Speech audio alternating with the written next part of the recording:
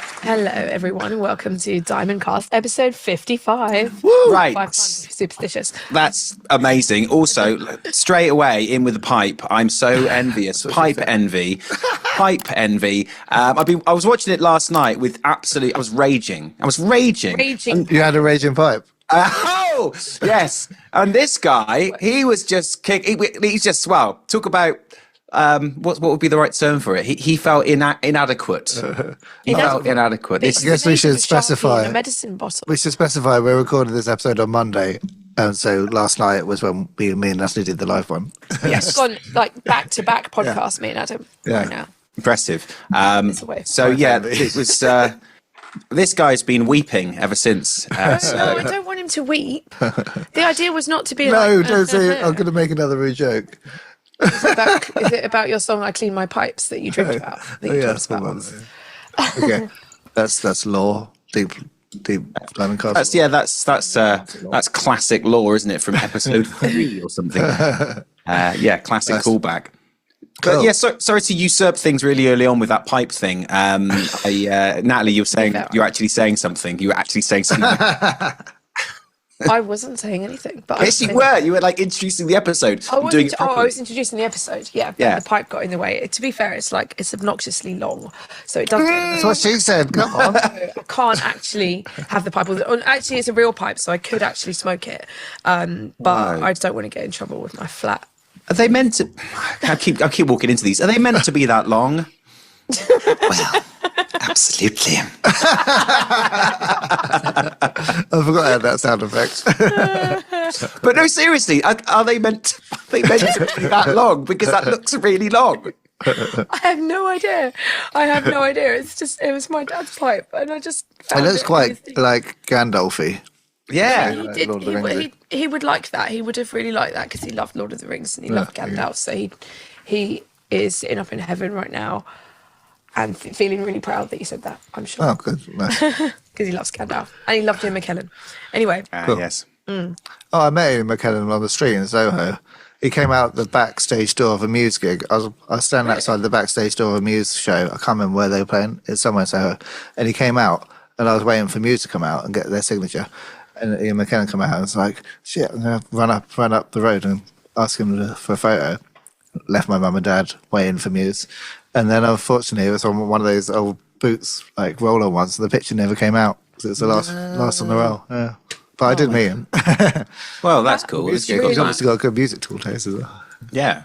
So he was backstage at Muse and he came out first and you chased him down for a picture. Yeah. Did you get a picture with Muse or did you I met Muse loads of times. I can't remember if I met that. No, your parents just met them instead. Again. Yeah, I know. Is he one of those actors like Patrick Stewart who's always been old? I can't think of Ian McKellen in like a youthful role or anything. Well, Patrick Stewart went bald at like 28 or so. No, not even that. 18 probably. Okay, so he's always been. He's not that old in like Next Generation, is he? He's like 50 in Next Generation. Yeah, I suppose not. But he obviously is captain, so he acts a lot older and wiser. So yes, well. Yeah, that's true. But I mean, it's the best thing that ever happened to him was going bald. What gave him like some gravitas? Yeah. Anyway, what are we talking about today, Natalie? Today we're going to talk a lot about what's happened in the past couple of weeks. So Diamond Black have just come off a very successful tour with the Birthday Massacre. Well, we're halfway through. You're currently halfway through. Oh no, we just come off. When this goes out, we come off. Oh yeah. So, damn. Yeah. So let's clarify the timeline. Today, when we're filming this, Monday the 3rd of November. We still have 2 shows to go. Tuesday the 4th and Wednesday the 5th. But when this goes out, we will have completed it. Sunday. So it's either going to be a really successful tour or it started well and ended badly. 2/3 will come. Well, yes, it's been very good so far. I don't want to jinx it. Touch wood quickly. But it has been really, really good. Everyone has been, so far, touch wood again, very well. And the reception has been really good for you guys. Could you tell us a little bit about what it's like being on tour with Birthday Massacre and Lesbian Bed Death?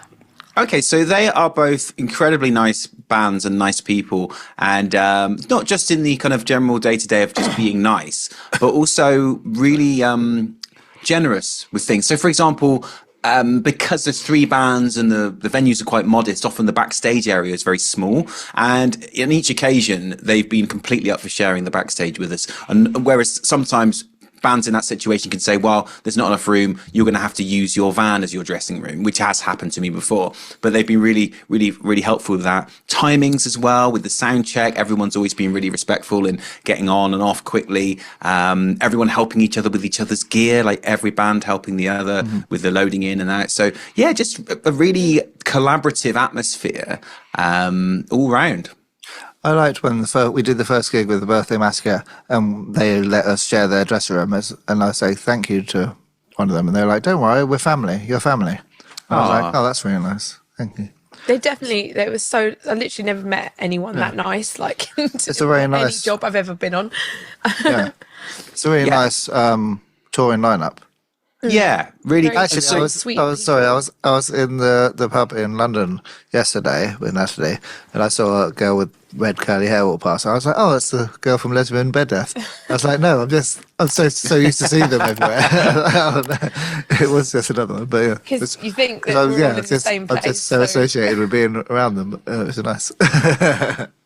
But yeah, I mean, being on the road, being with other bands, sometimes it can be a bit of a sort of not really cold, but quite a neutral environment of everyone just getting on with their thing. But with this, it feels really collaborative. And by the time we got to the second show and just greeting everyone again, you felt very much welcomed back into the situation. And they always made sure that we got a sound check as well, which was really, really important. What with it being 3 bands and us there being not a lot of time, they always made sure that we got to figure things out so we could definitely hear ourselves and we could do a good show. So yeah, it felt really, really supported in that sense, and yeah, really nice. What I realised was a couple of years back in Diamond Black Law, one of our first ever gigs we were supposed to play was supporting the Birthday Massacre, but then we had to drop out, or it never happened for some reason. It was supposed to be a London gig, I don't know, 5 years ago. That's right. So then it all sort of came round again. I think that I think the one good thing about that was that I think I went along to the gig anywhere and met them and just chatted to them, and then it sort of then set the ball rolling for. So you got an in. Further, so I got an in. I got an in. Nice. For further. So it all tied up. Hangs. Yeah, exactly. That's awesome. So yeah, it all came round. And Nat, what's it been like for you working alongside both the band's merchandising teams? They're really, really nice. Like the other bands learnt my name. They knew my name. I was like, I'm like nobody, right? I'm just here as a helper. And they knew my name, and they asked me if I'd had a good night and things like that. And I was like, no one does that. No bands do that. They're always like, we're the bands, you're the help, right? But this was like, I really felt like I wasn't like a help. I wasn't just a help, So it was really nice, and it made me feel like I could approach them and talk to them and all that kind of thing, which is really not to say that other bands haven't done that and have been mean, but like it's exceptionally generous, I guess. That's a lovely group, isn't it? Yeah, the whole thing has felt really good, and I'm excited about going back tomorrow and doing the next one because I'm looking forward to seeing everyone again and being in that atmosphere again. Me too. Yeah, we've got 2 days, 2 shows in a row, which is fun. Yeah, I'm actually looking forward to seeing them all, like, in it, and I don't feel any pressure, like any intimidation that I might feel if I was, with other bands that might, make like isolate themselves and not get involved and not talk to everyone. Yeah, it's a nice fun group. So yeah, and it's really also it's lovely to see a lot of our fans on the road as well, because quite a few people have done multiple shows. I don't know who's coming to Bristol or Cardiff, but hopefully if you did, hello again. But it's been a really nice tour so far. Yeah, there's certain people who've come to, as you said, numerous shows, 2 shows, 3, even 4, and having that consistent support there is really nice. And for us, getting to look into the audience and see people singing along is really meaningful as well. So yeah, and I appreciate that it's not a simple thing coming to 2, 3, 4 shows. You've got to take time off. You've got to find accommodation. You've got to get your tickets. You've got to coordinate things. It's a task, and we appreciate it. It's pretty awesome. It's been really, really lovely. And it's lovely meeting everyone, and actually how really, sorry, I keep saying nice and lovely and kind and generous. Keep saying all these words that sound cheesy and like, but they're actually really appropriate, because not just the bands, but like your fans the Diamondbacks community and other people who are new to the band as well, all really, really amazing, lovely people in person. A lot of some people we've met already, and other people who we just met this time on tour. It's a really lovely community that you've got going here. They're just absolutely brilliant. So shout out to everyone that we've met so far, and looking forward to meeting people that we haven't yet met. Yeah, and it was nice that some people were meeting for the first time through the band. Yeah. So they've met through the band and on Discord and on here, and then they were getting a chance to actually meet in person. How cool is that? The music's brought people together from, sometimes hundreds of miles away. Oh yeah, shout out to the new Diamondcast viewers again. Hello. Welcome. Welcome to the dark side. Yes. We have pipes. Just for any new viewers, this is my pipe that I would adopt at times of trying to make an interesting point. I'd adopt the pipe. Now, this pipe is made of a Sharpie, some white tack, not blue tack, and this is a little, I don't know what you really call this. It's something that you put medicine in, a little medicine cup. It's not for that. For medicine. Okay. And this is one of the greatest things I've ever made. What was one of the greatest things you'd ever made, Adam? What was that thing you said? It was LaRue. LaRue, yeah. Yeah, so, not what you've made, ideas you'd ever had. Yeah. So, well, we've actually just put out now, or a week ago, a backstage video of us in Edinburgh, and I was explaining LaRue, which is the name of our makeup station, which mobile salon. The mobile salon we have backstage, because I think me and Ben were saying in the previous cast that sometimes we're just like, our backstage is us in a cupboard or like us in a tool shed or something. So I was like, we need. So I bought a suitcase. It's like a suitcase that opens up, and then it's got a mirror and lights, and it has extendable legs. So it's like for makeup artists, but it's also like a portable backstage. So you can just basically make a backstage. And it has a stereo system. And it's got Bluetooth speakers in it and stuff, and chargers. It's pretty sick. Absolutely brilliant. And everybody else was trying to get in on the action, weren't they? Once they saw it, they were well gel. They thought they were cool with a mirror with the lights around it. But no. I don't know. Level up. One step up, yeah. I think everyone's going to have them at the next tours, aren't they? And you start a trend. I could start a company selling them. The portable backstage. Because they're marketed at stylists, aren't they? They're marketed at like hairdressers and stylists. Exactly. But you could market them to musicians. Wait, don't give it all away. Okay, so can't give it all away. Someone else will take your idea. Cool. So yeah, that's fun. Cool. So, could you tell us a bit more about what happens between the gigs when you're on tour? What's life like for Diamond Black? Well, we started to get a bit of a rhythm now. So when you go into the first show, you kind of don't know what to expect. And I always find that first part of the tour quite nerve-wracking, because you don't know who the other people are like. You don't know what the day-to-day running is going to be like. Once we got like 2 or 3 shows in, I felt we'd built a kind of rhythm for it. And I get everybody sort of knows where they stand now in terms of what their role is. So we all get in there together, we load into the show, and then we've got time because we can't actually sound check for another couple of hours. Now I find that actually quite relaxing, because I can think, right, I can go for a walk, I can get some food, I can go out and get some space. And what I normally do once we've done that is I'll then go out to a cafe, get some food, I'll walk around, I'll think a bit about what I'm going to say on stage, and just get a sense of just a bit of space. And I know you guys have your ritual as well, where you'll head off and you'll find sort of the local places to go.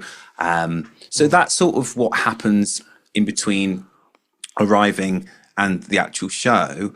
And then because we're on first, we then, after the show, we can go straight to the merch and we'll hang there for a lot of the night. We might go off and come back again, but we generally will be there. And it's been a really good chance to meet people. And then right up until the end, we'll be there. And then once everybody's gone, we'll pack everything down and we'll leave. So we've got quite a good structure now of the day in, day out, which certainly makes me feel a lot more calm, because I know what to expect. Mm. Yeah, I think that we've got a good system. The first gig on any tour is always not like the actual gig, but like the precursor to the gig is always the hardest, because like it's even just like getting the merch set up and making sure everything's like set up properly on the little card reader and things like that. Once the first gig's out the way and everything's up and running and we got everything working, then you sort of get into it a bit. But these are sort of things you can't really rehearse, like getting the merch making sure that works and like what it's like on stage. But then once you've done like 2 or 3 gigs, it's like a well-oiled machine. So yeah, and that's something that I thought, particularly given how good you guys have been at setting up the merch, Nat, how good you've been at getting everything ready and like getting it looking really cool. Because every time you're walking into essentially a new shop, aren't you? And you've got to figure out how to use what you've got with the space you've got. And you're doing it so well every time. And that makes me feel really calm because I see the merch taking place. I'm like, this is fucking great. It looks really, really good. And also having... Sorry, what were you going to say? I was going to say I've done it differently every gig as well, and I've learned from the other merch teams some tips on like how to do it more efficiently as well. Well, you grow and adapts because I think halfway through the tour we bought a desk lamp.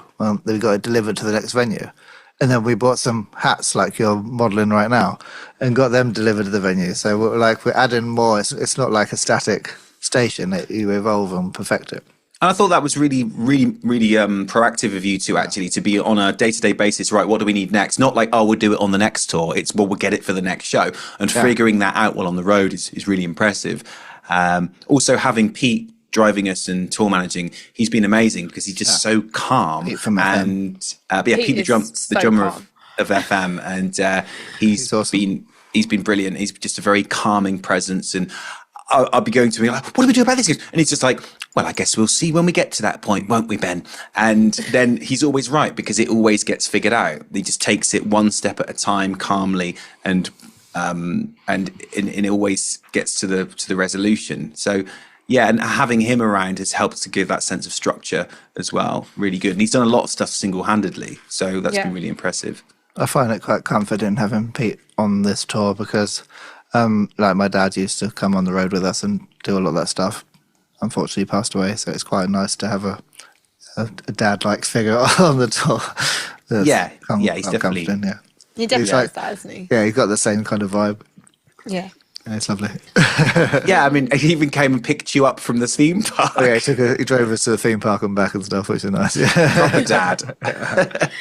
And it was really sweet. There was a bit when Adam wasn't feeling very well, and Pete came and sat next to me and said, "What should we do about him?" And he said, "Give him 2 ibuprofens and 2 paracetamol. The ibuprofen is for the aching because it's an anti-inflammatory." And he said, "Take the paracetamol because if he's got a fever, it'll bring it down and then he'll feel better."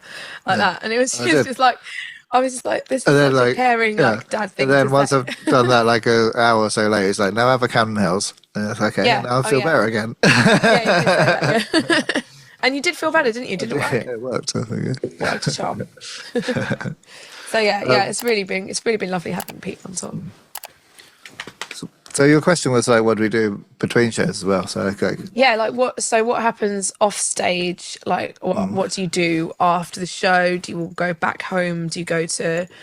Yeah, there's no real set thing. An after party. There was no after party. It really depends on what our schedule is. Like this tour's been quite easy. So there's been a day off or 2 between gigs, so it hasn't been like that grueling. Like that's why we're back in London now. Between where do we play last? York and. Newcastle and Bristol. We had a couple of days off, so we're back in London. So it's quite relaxing schedule, but a lot of driving. But it's not too bad. Basically, yeah. So between shows, there's a lot of motorway service stations. What's your favourite motorway service station? Oh, where did we go on the way back from Newcastle? That was lovely. Well, did you go to T-Bay? Oh, I don't know, but it's really nice. It was. I know this conversation. This is amazing. Did you go to T-Bay?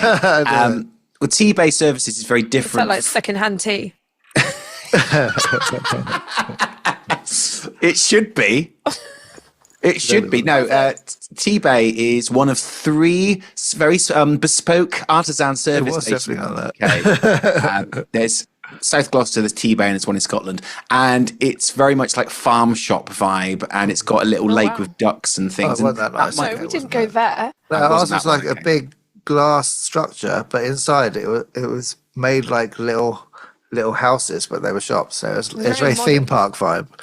It was like a theme park vibe service station. It was like the most futuristic service station I've ever seen. Like all the ordering was done on these little computerized stations in front of the places, and it was like the cleanest place I've ever been to. Shout out to Welcome Break. 7 bins like different. You have to split your stuff into 7 different bins. It was like I got off into a service station in Wally or something. Anyway, that's fine. So yeah, that's what we do between gigs. Admire the local services. I want to know what your favourite thing you've eaten at a service station is, not what your favourite actual service station is. Wow. Oh, Quite that's the right. I question. had a nice It's really pasta. hot. We had a nice pasta. There's one place where there was like a fresh pasta. Coco de store. Mama. Yeah, whatever that was. Coco That de was very Mama. nice. Yeah. Coco de Mama's pretty good, but it did have the calorie content on it. Yeah, and but I I remember don't mine look at the calorie was content. 1,000 calories for just pesto pasta, but I ate it anyway. I think there was one. I think it was actually at Tea-Bay Services where once I bought a Viennese. Did you have a cup of tea? No. I bought like I think it was something like a Viennese whirl. And it was this very artisan, bespoke sort of little biscuit thing. Sounds right up your alley, Ben. It was, in fact. So the band I was with at the time, the guy and I bought one, and I said, "No, let's save them for later, so we've got something to look forward to." And so we saved them until Something to look forward to. Yeah. So How bad was his journey? So we saved them until later that night. And I said, what we'll do is we'll get into the hotel room because we were sharing a room, and we'll have a nice cup of tea and the Viennese well, and we'll put on some classical music and we'll dim the lights and we'll just enjoy the biscuit. So quite romantic. It was, and we did, and he was very grateful that we'd done that because he said it was a really memorable experience. So rather than just wolfing it down thoughtlessly in the services, I bought actually this one the other day. I bought a Christmas selection biscuit box, and he didn't make it back to London. So you just devoured the whole. Well, I thing. shared them, but like Yeah, me and Vincent and Pete had some. it didn't make it back. So what? Oh my gracious me! Talk about the cakes. This is so British, right? Those cakes, okay? Remember those incredible artisan cakes that Pete brought back that his friend got for us, right? That was really cute. There were 7 of them, and they were unbelievable. They were just like each one was a work of art, And a different cake. yeah, each one was different. Each one was they were incredible, and like we ended up eating about 1 or 2 of them because all of us were a bit too polite to have them, and it was never quite the right time to have them. It was like, should we have? No, let's save them, and then like the time never quite came around.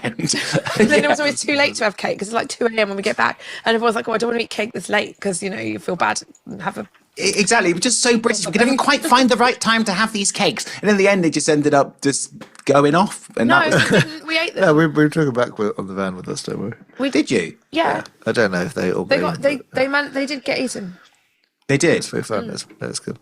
Okay, but I think they seem to last quite a long. Not last, but they seem to stay within our collection of things for quite a long time, rather than it Most being. of them got devoured at a service station. See, So alas, service stations all about the service Between the stations. last 2 shows, I think. alas. But we took them out of the service. We took them out of the van and ate them at the service station when we sat down. Right. So there you go. Yeah. That's what happens between gigs on a Diamond Black tour. You thought it was going to be about sex, drugs, and rock and roll. We had one hot tub party. That was it. But there was none of Not those good. aforementioned things there because we had to be really quiet. So there was you may have had one. I was sat at the kitchen table talking religious. with I genuinely had a rice cracker and some blueberries while you lot were like larging it up. come in the hot My tub choice. then. My choice. It was my choice. That's fun. To be a And martyr. a very sensible choice too, because you don't want to risk going in a hot tub when it's 5 degrees outside. Well, that was Oh, sort it's of hot it. in I the tub, wanted to- though. The tub itself was really nice. It's just the getting from the house. That's probably to the why tub. we've got cold. So You've got once the we- cold. I am better. okay, cool. Can I do a show and tell for this? What is it? You can in a minute. I'm getting there. She's getting there. That's pretty From the hot content, isn't it? I will switch around the next 2 topics if you want Okay, to let's go go. straight into that. What I did want to ask though, okay, what's the nicest venue that you've played at so far? Well, they were all very nice, and in fact, got some notes. Yeah, they were really good. The Belle Angel is always really good. It's always a great show, and I think that was in the middle of that show. I just suddenly felt so euphoric, and I was just enjoying myself so much. The combination of it being a great venue, great stage, and yeah, that was really special. But the front of house guys and girls have been really nice to us all the way through. So when we've arrived at these venues with someone doing our sound that we've never met before, and in each case, it was Louis, Brian, Maisie, Tom. Each one of these people was so nice to us. Nice. They were so nice to us, and they, even though we were like the first band on and the time was running out, they would just calmly, each person was like, can you hear it? Is it okay? Let me do a bit more work. And that whole like debacle with the broken monitor, that someone could have just gone, oh, you're just going to have to work with one. But she went through it with you, Adam, and figured it out, and you guys sorted it. So was that in York? That was Maisie was in York, Maisie, Shout out to all the sound engineers. And so that was that's one of the key things about the venue, that the venue experience for me, is how well are you able to get your on stage sound and feel comfortable on stage. And all of them were really good. And so that was great. I think with these venues, we're always going to be a little bit on the back foot with things like backstage, because they're not purpose-built venues. They're venues that have been developed from something else. And the backstage is almost like an afterthought of like, oh, I suppose we should have somewhere for the band to go. So it's often just like a little room or a corridor or nothing. But aside from that, I thought they were all really, really great venues. Yeah, they were really good. Really good. And the people make the venues, don't they? Yeah, like, totally. The quality of their enthusiasm and how much they put into, as you said, into making sure that you had a good set. They've all been nice sized stages as well. Like, we haven't, since they're three bands, we haven't been like tripping over gear or not being able to move on the spot. You know, sometimes there's loads of amps that build up if there's three bands, and so your stage space is like, yes, you can't really go anywhere. But they've all been quite good sizes. There's been room, movement, space. Yeah, and and everyone was really cool about us letting us use our specific things on the stage as well. Like we've got the ego risers and we've got the scrims, the backdrops things and there was no kind of like, you can't use that because for whatever reasons. It would just let us do our show. My only non-positive is we haven't been able to use our backing video yet, which is a shame. Yeah, there just hasn't been any screens. Although by the time this comes out, maybe we would have. Because I don't know you get if to Bristol or use Cardiff can. Yeah, Adam's made this really amazing video that goes behind the band instead of like a banner, which is timed perfectly to all the songs, and it's really cool. Really cool, really well thought out, and it doubles as a banner because numerous times they have the band logo there as well. It's a really, really cool and artfully made piece, which I think accentuates the show rather than distracts. I'm sure you guys have all been to shows where there's some video going on behind the band that's like, what even is this? And I've always felt that was a bit reductive, because you want to watch a band, you want to see a performance. Whereas what you've done, Adam, is it's accentuating what we're doing. It's adding to it rather than being a distraction. I've tried to make it as like it's a light show. Yes, exactly that. Yeah. I think it's more like that. What you're talking about, Ben, is when the person they hire as the videographer wants to like get their aura in and make sure that they get their, their spectacular graphics like shout louder than the band rather than like I did the videography for whatever. Yes, you did, but that's all we saw. Yeah. So particularly if you're going to end up like being almost silhouetted against it. So yeah, but I think the way that you've summed that up, Adam, is it's a bit sort of like a synced light show almost that acts as a banner. Is really strong, really good. That'll be the next thing we up our level, where we actually get some actual lights and sync them up as well. Yes. Yeah. So we've got plans to improve and big up in the future. Amazing. Okay, so you mentioned that how nice it was to meet fans, both fans that have followed you around for as long as you've been here, and also new fans. So could you tell us about some of the gifts that you got from? Hell yes. May I go first? Yeah, go for it, man. Okay, so there's loads of great things, but here's a couple of ones that I've just got here with me right now. First of all, I got this really great bracelet from Claire, which is, you see this studded bracelet, and she very carefully pointed out, no pun intended, to me that each one of these spikes represents a different milestone on her journey in the last few years. So it was really, really meaningful to be given this. And there's this. Secondly, that's lovely. The Bat Bear. This is incredible. Tell us about this Bat Bear, because I saw it and him, them, they, she. This is from Jack, and this is. Well, I haven't named this yet, but I absolutely love this. It is Build-A-Bear. Okay, Oh, is it? so No it's way. from the same world as Paulette. Oh, Okay, shit. Are they They're like friends? related. they Like could a be Transylvanian distant. cousin or something. Yeah, exactly. So that there will be interactions. There will be interactions. I don't know what yet. The chances are Paulette's way more scary than this Bat Bear. So I feel this Bat Bear might be menaced, but we'll see what happens. Menace is very a nice name. lovely- Menace is a nice name. Menace. Oh, Menace. what a lovely gift. And the third one I got here is this. Hang on, this is a really good description of it here. Right, so this is from a chap called MGSU, and he's given me this bracelet. And what they said was that each one of these colours represents. Well, first of all, the black is for Diamond Black, and then the colours each represent one of the songs on the EP. And he pointed out that wasn't sure what. There we are, wearing it. Wasn't sure what colour because it responds to the artwork of each of the singles. So you've got Venom here, and you've got Dark Anthems, and you've got Misery Blue. Didn't know what colour Secret was, so did it green. Fair enough. And yeah, so this is really nice. And again, just the thought that goes into something like this. You can be given a gift and you can go, oh, nice, cool. But it's important to remember that someone has spent a lot of time thinking about this and creating this and like writing a little note about it as well.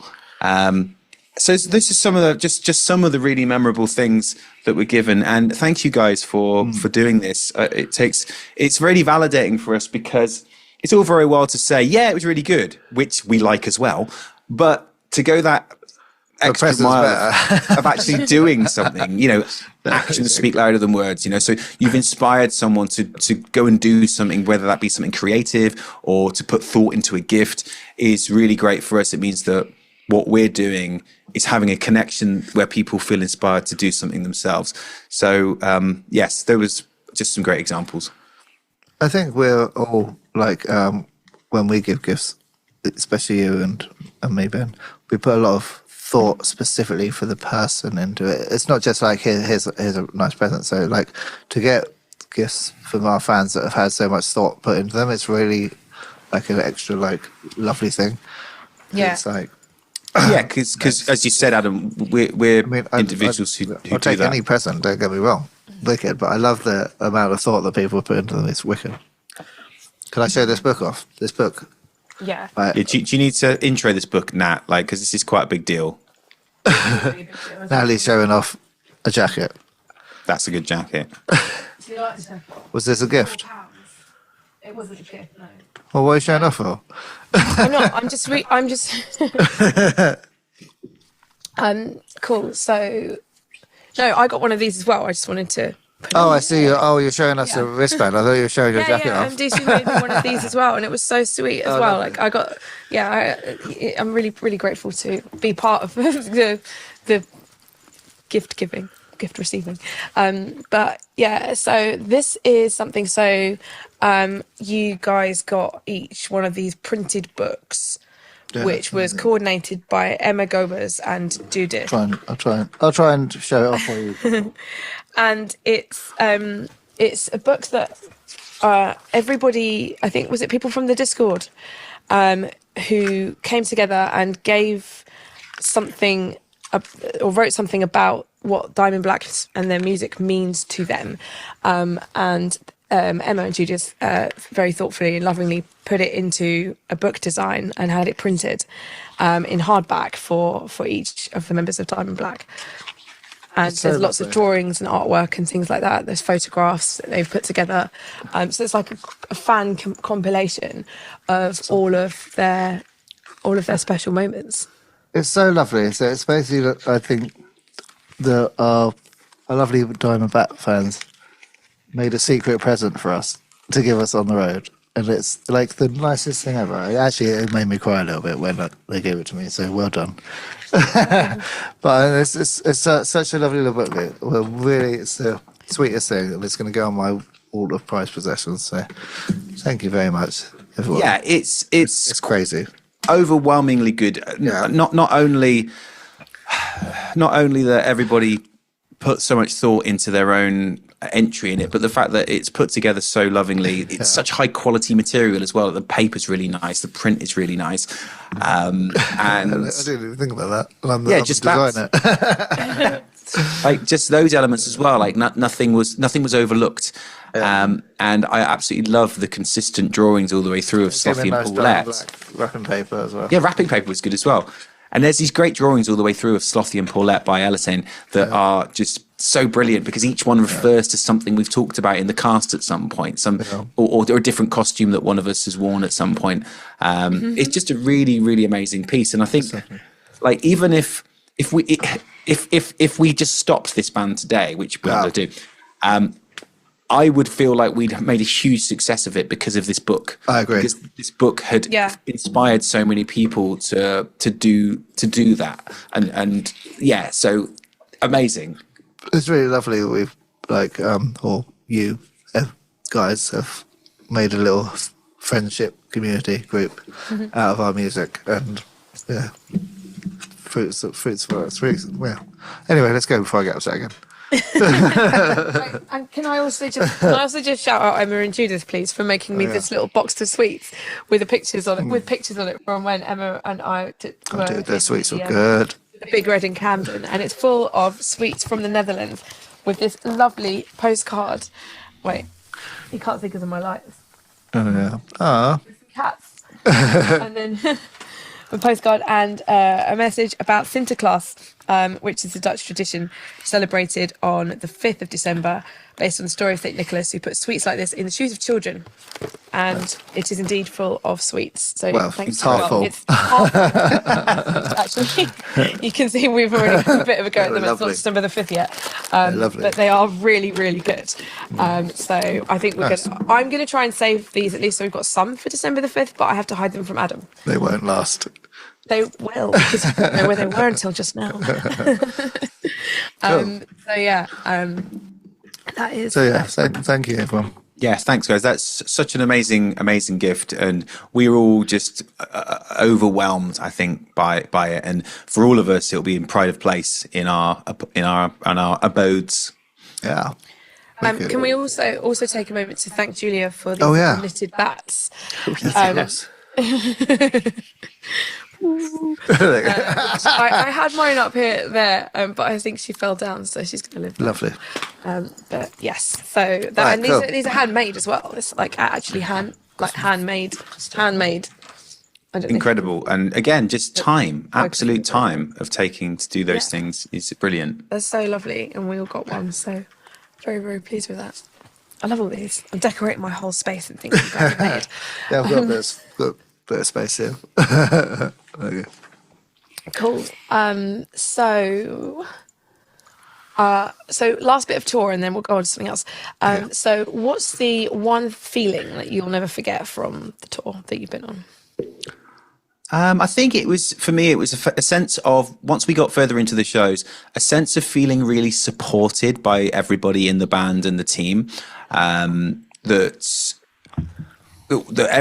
everyone was working really hard together without sort of complaint, and with a really positive and enthused, optimistic vibe of making it happen. And I think it really fell into place for me by Newcastle, when we really got into that rhythm of, I feel really supported here. I feel like I can do the thing that I'm here to do without being freaking out about logistics, or is this going to work, or is that going to happen, or because everybody's handling everything.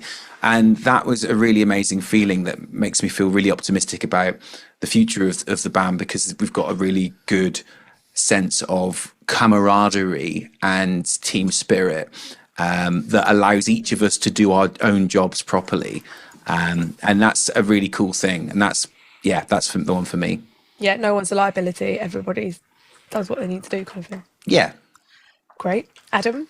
I guess mine is more, I don't know what the word is, but like a feeling of sort of like, this is what I'm meant to do and this is where I belong. Because we do a lot of stuff in the band, which I love, designing, podcasting, recording, but we don't do, like, put that in a year. The amount of times we actually do live shows is quite small at the minute. Yeah. And so to actually be on stage playing with my boys and playing to the crowd and playing these songs is like, yeah, this is what it's all about.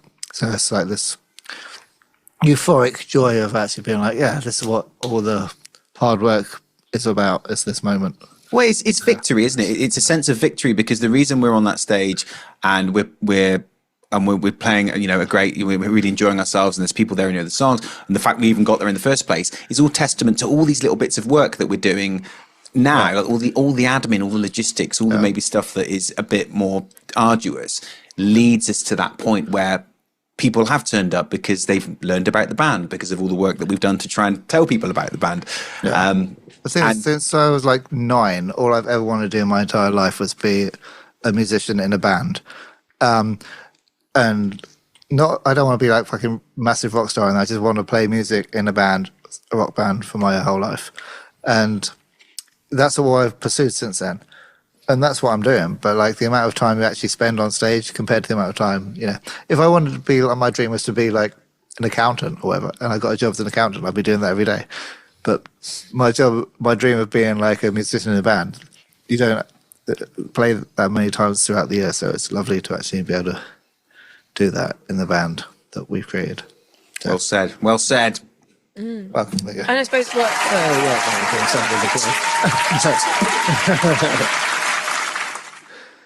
cool. I mean, I was going to say, what have you learned through this as well? But I think that's nice. Thanks. I think you've done it. Did you have anything else to add, or can we move on to your nice review? Let's move. Everyone's got any praise for us, I'll take that. So you got a really nice review from, I'm going to butcher this, Italians, Giornale Metal. Says that your EP is truly the best discovery of 2025. This is from Francesco Sarcinella, and this review was posted earlier this week on Instagram if you want to read the full review. But some of the quotes from, I'm not going to read it all out. Do you want me to read it all out? No, don't read it all out. I won't read it all out. Some of the quotes. So yeah, what do you think of that? The best discovery of 2025. Well, that's a great. That's obviously a great. What took you so long? Accolade. Well, no, that's a really good accolade. No, I'm just joking. It's not January. He says this in that's true. November. Okay. No, that's If it was the 2nd of January, best discovery of 2025.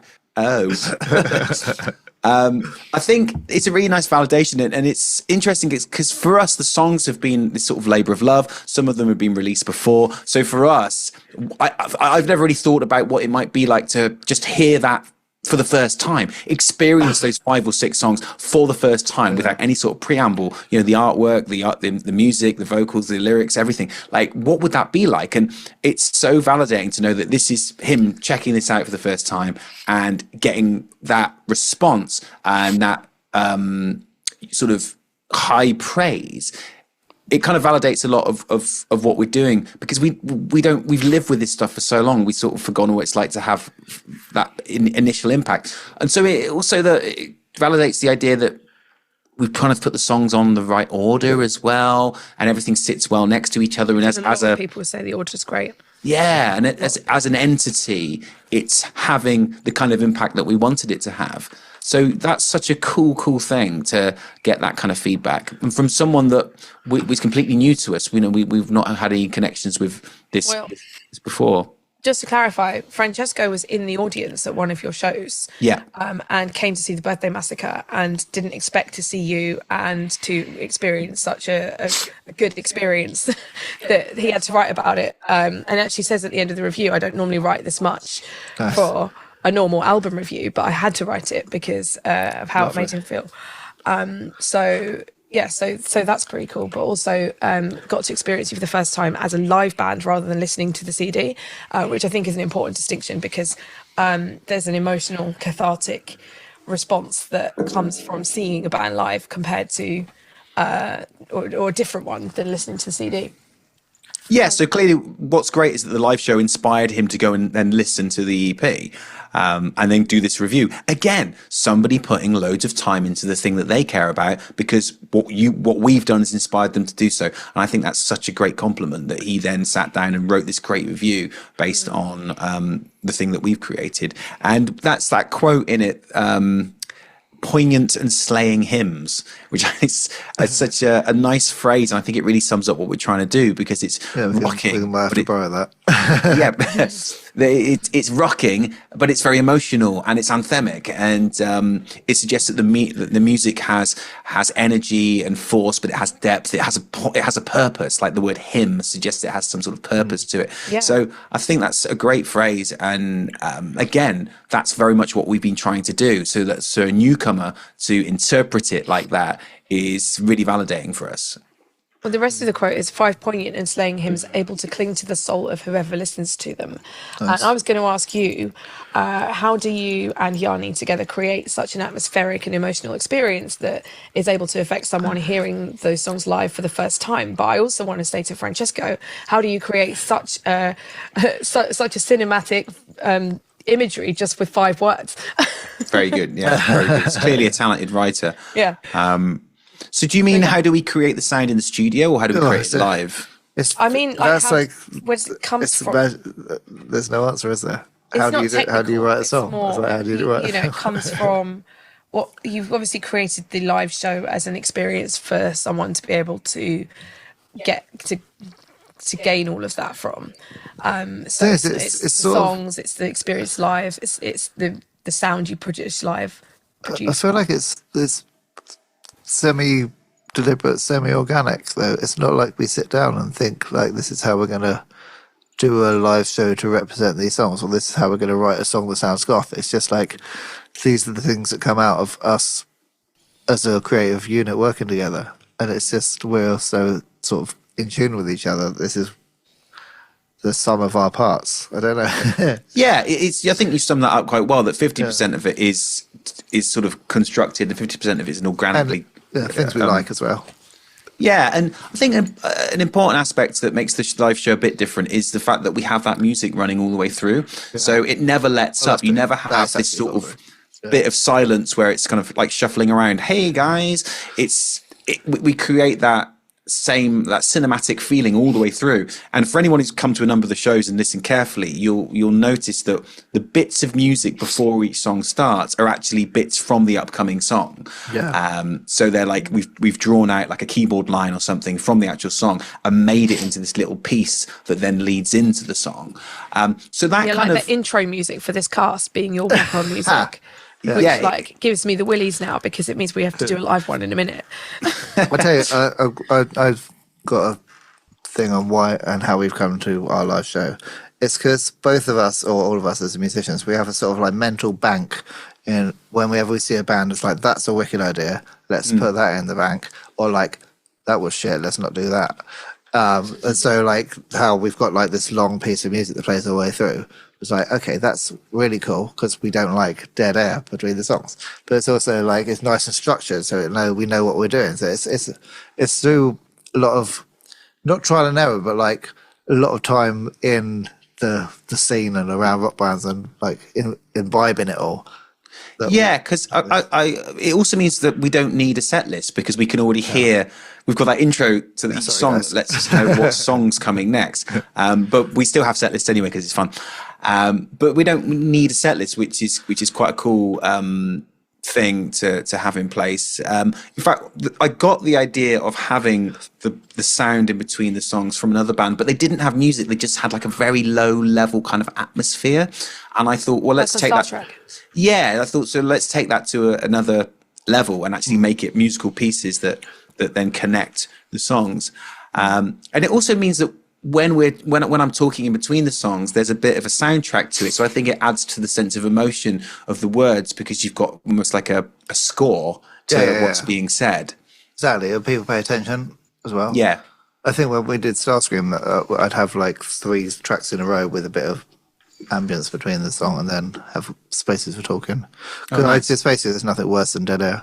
Yeah, exactly. And especially when you're an up and coming band and you may not get a great response at every show and you may not be playing to that many people, it helps to create a sense of like solidarity of the product that you've got on stage, that even if you're not playing to like a huge room of people, you still feel like a confident entity because it drowns out the one person clapping. Yeah, and the dog shuffling. Play Freebird and stuff like that. Yeah, exactly. Yeah. What we were talking about with this guy's review, and you asked us Ben said, "Well, you can't imagine what it must be like to hear this EP from the point of view of someone that hasn't heard it, because we've lived with these songs for so long, and they're a part of us." It sort of ties into what we did on the last week's cast when you asked if I could see any band. I know last week's cast is about past bands, but if I could see any band live, I'd love to actually see Diamond Black live. Because Diamond Black live? Yeah, but no, because I can't see Diamond Black live because I'm on the stage. So it's like we can, with the same with the EP, we can guess what this is a great order and what people are going to feel for it and what people are going to like. But I'd love to be able to hear it for the first time, which is something which we could never be able to do ourselves. Would you want to come to the live show knowing the songs, or just with absolutely no knowledge whatsoever about what's coming? Don't know. Would you like to listen to the CD for the first time? Well, that's what I mean. I'd like to know what it's actually like to listen to Dark Anthems for the first time, not knowing the songs. Tell us in the comments, what was it like to listen? What was it like to listen to Dark Anthems for the first time? I guess a lot of the people have already heard the songs as from the singles, so I guess a good representation we get is this review. That's what it's like to listen to it for the first time. Well, one of the things awesome. he also said was, even though each one has a melancholic base, they all represent a different feeling and state of mind, which is again something you talk about a lot in the cast, and it's something you talk about if people know you and know your social media and stuff. But I'm guessing this is the first time that he's been exposed to that, so nice. It got across then. Got across, that they all represent a different feeling and state of mind, and I think that also there's a lot of like Ben, the words that you say at the beginning of the song, the way you introduce them has sort of come down to a fine art now, and I know that every kick you change it, you refine it slightly, and see how the crowd cheered to or reacted to it the night before. So that's really what you're doing when you're going. That's to true. work, isn't it? Exactly. The speech bits are well thought out. I retract my earlier statement that we didn't think it out that much. Thank you. Yeah, I think it's important trying to find that middle ground of getting the point across in a succinct way that feels authentic and personal, but isn't too preachy, but isn't too vague. Is something that I'm still working on, and I feel like I'm improving on it. And you definitely are. It's definitely a lot more. It hits a lot more people. You can tell because when you say things, more people like raise their arms, because I'm at the back filming or from a different place, and so I can see the crowd doing stuff. Even the people at the back, you might not be able to see them because of the lights and stuff. But when you can see people, putting their arms up or cheering or kind of, they stop and take note because they're like, oh yeah, that resonates with me. It's really, really great. And again, someone came up to me, a few people have come up to me after all the shows and said something like, I've not seen you guys before, but when you guys said this on stage, that really meant something to me. And one that really stuck with me was that this guy came up after Newcastle and he said, the thing you said before the last song, that was me. That was absolutely me tonight. And I felt seen. Oh, wow. I felt seen. Oh, wow. And that was really beautiful that he said that. And I'd never met this guy before. And the thing you said before the last song is Before Sorrow. And I believe it's on one of the Instagram. I kept it in when I edited it for you. But it's about how for people who were too anxious or overwhelmed to come out tonight, this song is for you because you came out, and that's a big step. Yeah. And make it more. I butchered that. You said it much more. I think I actually said it in a slightly weird way as well. It's quite a hard thing to articulate, so I'm working on that. But the point being that what I'm saying at that point is that this song is dedicated to anyone who almost didn't come out tonight because they felt too worried, too anxious, couldn't face the world. And we've all felt like that when you're like, I want to go to this thing, but oh God, I feel too whatever it is to actually go out there and do it, but having the courage and going and doing it anyway. And this is what this guy was saying. He said, I almost didn't come, but I did. And I feel seen that was recognized. And I think it's quite a big deal for a lot of people to have had that courage to come out and do that. Yeah. And I've certainly felt like that, and I'm sure many other people have felt like that at some point. For various reasons, at any point in your life, you may have felt like that, you know. Yeah. And if it's hit someone right at the time, that show, that means a lot. That's gonna stay with him forever. Exactly. And I had someone come up and buy a T-shirt, a Fall Into the Silence T-shirt, because they said that Fall Into the Silence really just spoke to them. And when you said what you said about it before, and then they heard the lyrics, they were saying I really I felt so connected to that song. So Nice. Great, that's really, really good. Really good. how do you do all this in 30 minutes? Yeah, I mean, I guess that again is to some degree kudos to the fact that we decided to have this set length of the set, meaning that there can't be any meandering around between the songs, and that it does come across as one sort of succinct piece of work or whatever. The set is like a album kind of collection, especially with it flowing. Yeah, and I love the fact that we decided to have the walk on and walk off music. So even at the end, there isn't that sense of like clattering around off the stage, like the big end, and then you're like, right, guys, see you later, shuffling around. We still have music, which then is bookmarked from the start of the set to the end of the set. And I think that's really just it makes me feel really comfortable as we walk off the stage that we've got. The theme is still continuing. It's not like record scratch. That's the end of it. All right, guys, hope you enjoyed the gig. And then you start packing the club at the end. stuff away. Yeah, exactly. Carrying your amp off and stuff. Exactly. Well, I think it immerses you, doesn't it? It's like an immersive experience. Yes. But I think by the time this episode comes out, our next show will be January the 17th in London. And we're going to be playing a longer set for that one. So I think we're going to hopefully preview some album songs. Yeah, we can certainly play a lot more stuff, and I'd like us to play. I think we'd all like to play A Secret, because in a longer set you can have a bit more of a ballady moment, can't you? You've got to play A Secret. Got to. That would be really, really good. Do it. I'll make them do an album song or two. We'll definitely do a preview. Get your tickets now. Okay, so what's next for Diamond Black other than the London show? Who would you like to tour with next, and what else are you up to between now and the end of the year? Well, I feel that we've really proved ourselves now that we can be a great support band, and this has been a baptism of fire, I think, because first on in modest venues where there often isn't a backstage and we don't have anybody helping us other than ourselves and Pete. Me. Well, obviously Nat, amazing. Pete, amazing. At the same time, it's very much a skeleton crew. Skeleton crew. I think we've proved ourselves that we can do these slots, and I think we're ready now to go and play to a band who are playing 1,000-cap venues as a main support. I think we're ready for that now.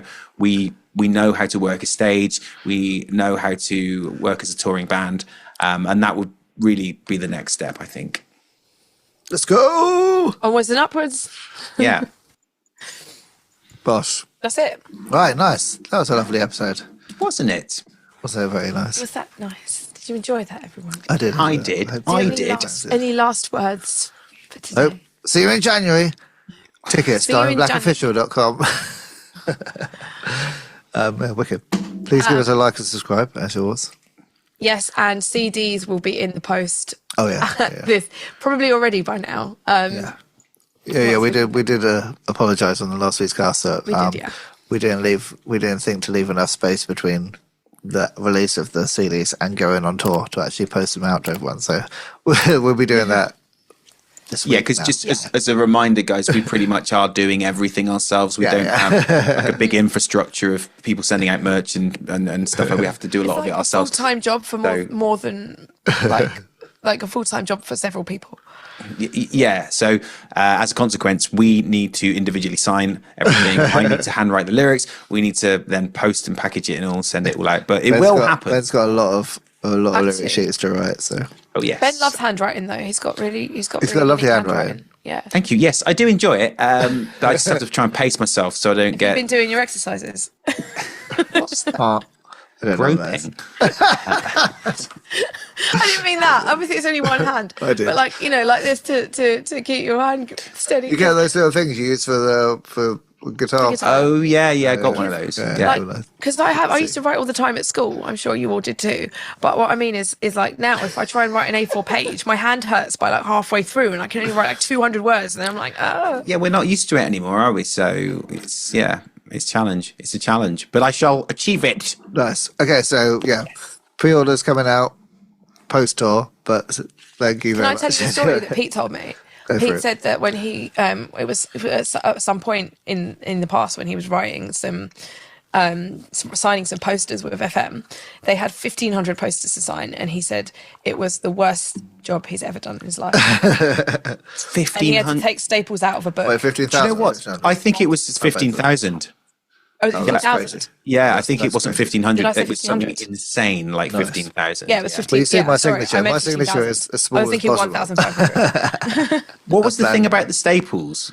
So Pete said that was the worst job he's ever done, and he compared it to the other worst job he's ever done, which wasn't as bad, which he said was taking. So he had to like take staples out of a book because to have the like. So I don't want to butcher. Use a staple remover. He had a staple remover to do it, but he had to do it so that the papers could all be filed without staples because they had to not have metal on them. So this was like a non-band job that he did, some sort of menial job. We don't care about non-rock and roll. No. But the guy was so impressed that he'd done it all. He said he had a pile of staples like this. The guy was so impressed that he paid him double at the end of the week. Oh, nice, okay. I can't believe he stuck with it. And Pete said that job was not as bad as having to sign 15,000 posters. 15,000. When I had to do work experience as a teenager, I worked in a music shop, and I was there for a week. And the job they gave me was this massive fucking crate of tangled up cables, and they just like, go and have fun with that. Yeah, so I had to spend such a work experience. I know, but also I fucking hate tangled up cables.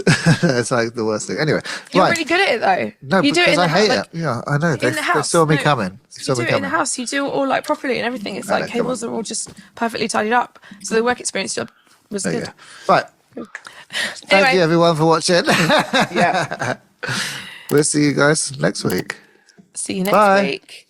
Bye.